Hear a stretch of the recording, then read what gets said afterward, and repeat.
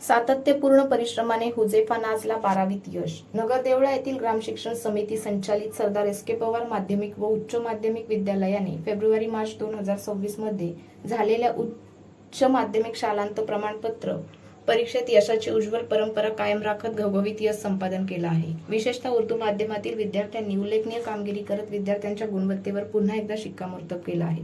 विज्ञान शाखेतून शिक्षण घेणारी उर्दू माध्यमाची विद्यार्थिनी हुजेफा नाज अब्दुल रजाक शेख हिने 61.17% गुण मिळवत विद्यालयात तृतीय क्रमांक पटकावला आहे. हुजेफा नाज ही नगरदेवळ्यातील सामाजिक कार्यकर्ते आणि माजी ग्रामपंचायत सदस्य अब्दुल रजाक शेख आबिद यांची मोठी कन्या असून तिच्या यशामुळे परिसरात आनंदाचं वातावरण निर्माण झालं आहे. हुजेफाचे वडील अब्दुल रजाक शेख हे गावातील विकासासाठी सातत्याने आवाज उठवणारे सामाजिक कार्यकर्ते म्हणून ओळखले जातात, तर तिची आई मुलींच्या शिक्षणासाठी स्वप्नांसाठी नेहमीच प्रोत्साहन देत असल्याचं सांगते.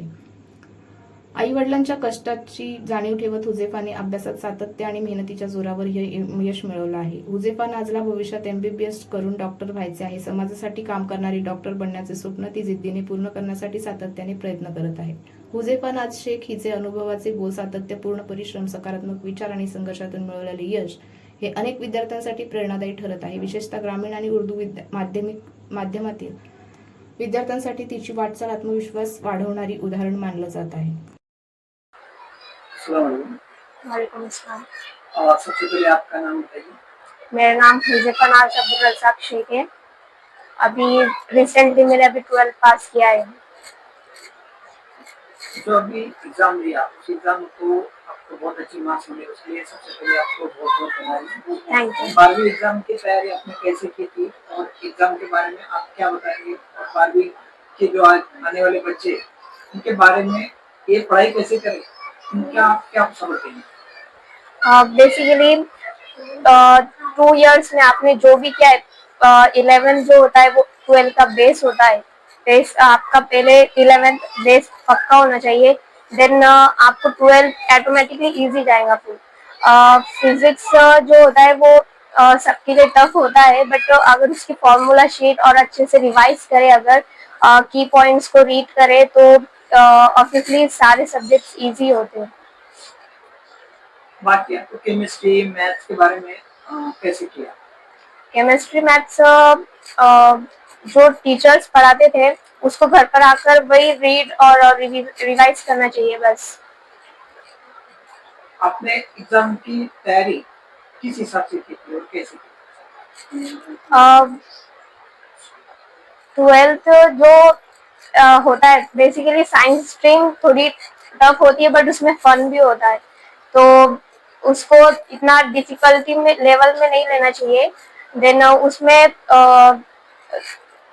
100 मार्क्स के जो अपने फिजिक्स, केमिस्ट्री, बायो होता है, उसमें से 70 मार्क्स के लिए थ्योरी होता है, देन 30 मार्क्स प्रैक्टिकल के लिए होते हैं।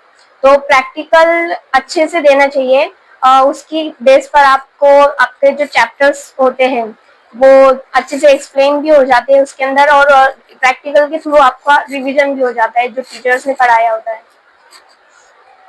एग्जाम के पहले आपने स्टडीज में क्या क्या फॉर्मूला यूज किए कि एग्जाम लिखते वक्त आपको याद रहे? जैसे फिजिक्स का अगर देखें तो फिजिक्स में जितने भी फॉर्मूले आपको एक एक चैप्टर में, जैसे एक चैप्टर में 10 से 12 फॉर्मूले हैं, तो आपको वो पूरे एक रफ पेपर पर लिख लेने हैं और उसको सबको डायरेक्टली रिमेम्बर दिमाग में छपा लेना है। देन उसके बाद आपको उसके बेस पर प्रॉब्लम्स, न्यूमेरिकल सॉल्व करते रहना है। आपको ऑटोमेटिकली पेपर के टाइम पर रिकॉल हो जाएगा सब कुछ। आपका प्राइमरी एजुकेशन कहाँ हुआ? मेरा primary education 1st to 4th जिला परिषद उर्दू स्कूल में हुआ है। Then 5th to 10th SK Pawar high school में। देन उसके बाद 11 12 भी SK पवार हाई स्कूल में साइंस स्ट्रीम से। Sardar SK Pawar high school के बारे में आप क्या कहोगे कि आपको वहाँ पे कैसा माहौल मिला और टीचर्स का कैसा आपको साथ में?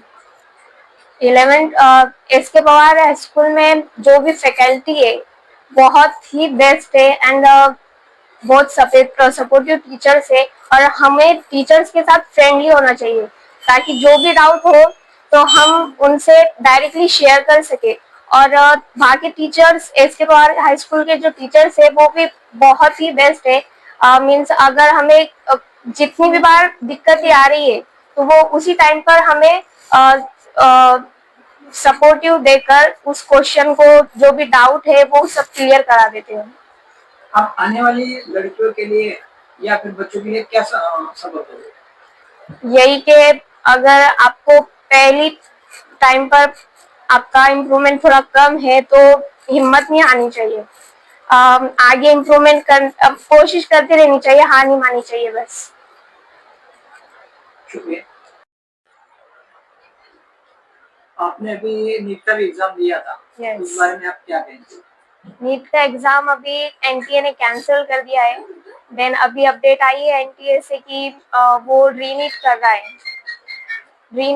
देन उसके बाद फिर अभी बहुत सारे स्टूडेंट्स जो नीट की प्रिपरेशन कर रहे थे, किसी ने ड्रॉप भी लिया था, 2-3 साल 4 साल से मेहनत कर रहा है। तो ये एक्चुअली बुरा ही हुआ है जो रीनीट हो रहा है। बट जिनको अपने मार्क्स, जो नीट का एग्जाम हुआ था 3 मई को, तो उसके इम्प्रूवमेंट अगर करना है तो उसके लिए बेस्ट है रीनीट के लिए इसके अंदर। बट जब भी रीनीट हुआ है, कैंसर पेपर हुआ है, लीक हुआ है, तब तो उसके बाद का जो पेपर हुआ है वो टफ ही हुआ है।